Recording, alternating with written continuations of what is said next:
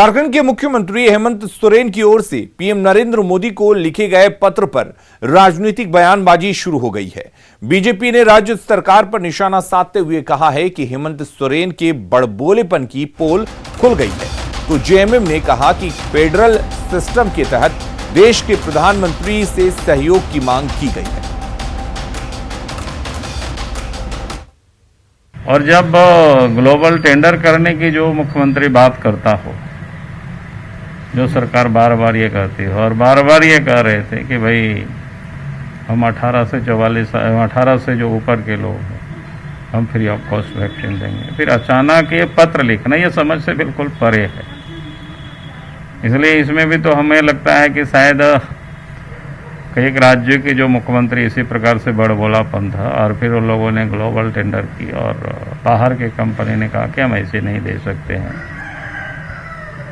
तो हमें लगता है कि इस कारण से ये लोग जैसा सोच रहे थे कि बाहर से हम यूं ही ऐसी खरीद बिक्री करेंगे जो धंधा चलता है, शायद उसमें जब इनको लगा कि कहीं कोई गुंजाइश नहीं है तब ये लोगों ने नया रास्ता चुना है और इस प्रकार के लोग पत्र लिख रहे हैं। यह देश संघीय ढांचे पर टिका है और फेडरल स्ट्रक्चर की सुप्रीम बॉडी आदरणीय प्रधानमंत्री हैं। राज्य के मुख्यमंत्री अगर अपनी पीड़ा को फेडरल स्ट्रक्चर के सुप्रीम बॉडी से अगर आग्रह करते हैं तो ये जायज है। देखिए, प्रधानमंत्री जी से आदरणीय मुख्यमंत्री जी ने गुहार लगाई है और ये समझ के गुहार लगाई है कि 35,000 करोड़ रुपया प्रधानमंत्री जी ने बजट में प्रावधान किया था वैक्सीनेशन के लिए। तो जब आपने बजट में प्रावधान किया था तो वो राज्यों को मिलना चाहिए। अब हम 1100 करोड़ रुपया या 1200 करोड़ रुपया कहाँ से लेकर के आएंगे?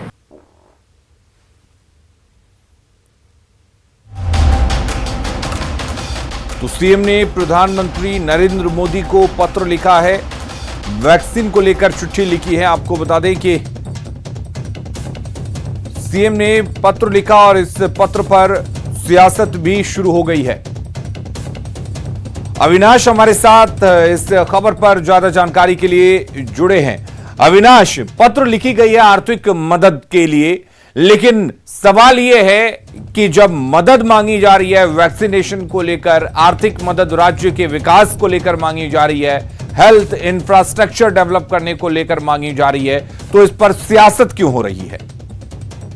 देखिए, दो चीजें हैं। सबसे पहले जिस तरह से लगातार अगर आप देखें पूरे इस कोरोना संक्रमण काल में केंद्र के ऊपर ये आरोप भी लगते रहे राज्य सरकार के द्वारा, राज्य सरकार इस वक्त जो सत्ताधारी दल के जो विधायक हैं या उनके सहयोगी दल के विधायक की बात करें, बार बार ये बातें सामने आती रही हैं कि जो अपेक्षाकृत सहयोग मिलना चाहिए केंद्र सरकार से वो नहीं मिल पाई है।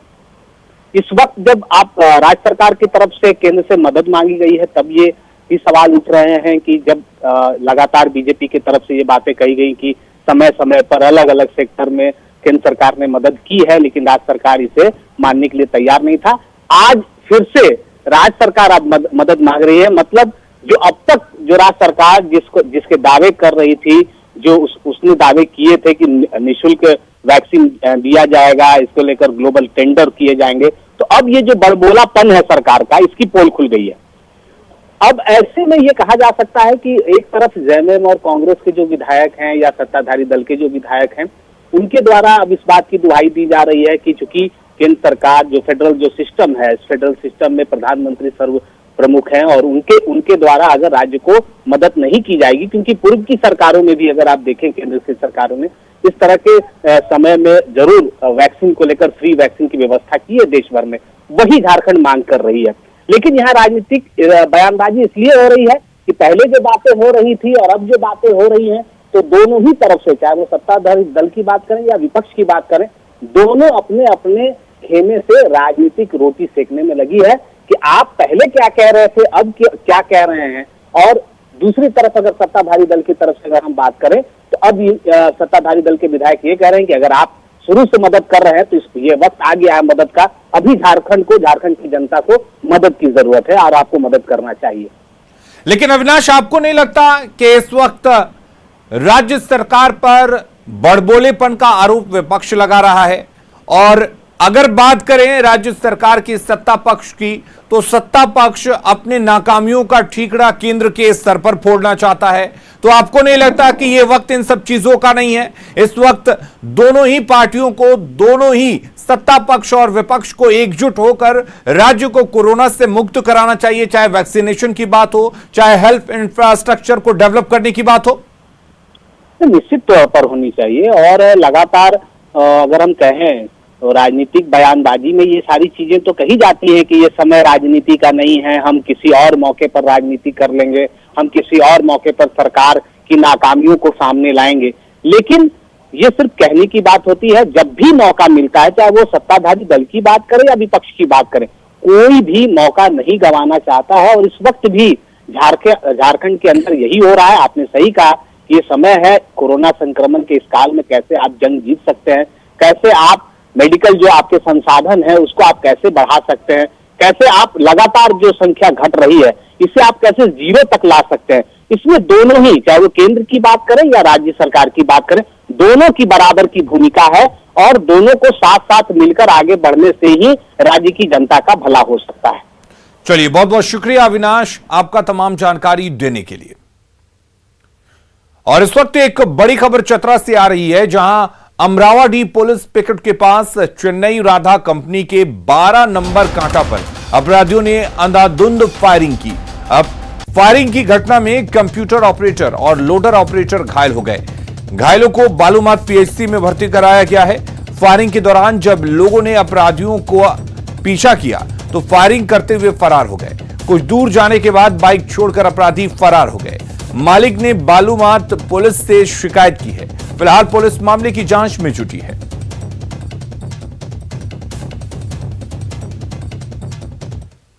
चतरा के सिमरिया थाना क्षेत्र में दबंगों का कहर देखने को मिला है। यहां पर दबंगों ने एक महिला को डायन बताकर बेरहमी से पीटा है। उसके बाद उसे एक घर में बंद कर दिया। दबंगों ने आग लगाकर उससे जिंदा जलाने का प्रयास भी किया। जब मां को बचाने के लिए उसका बेटा आया तो दबंगों ने उस पर भी हमला कर दिया। पीड़िता ने सिमरिया थाना में गांव के ही कई लोगों पर केस दर्ज कराया है।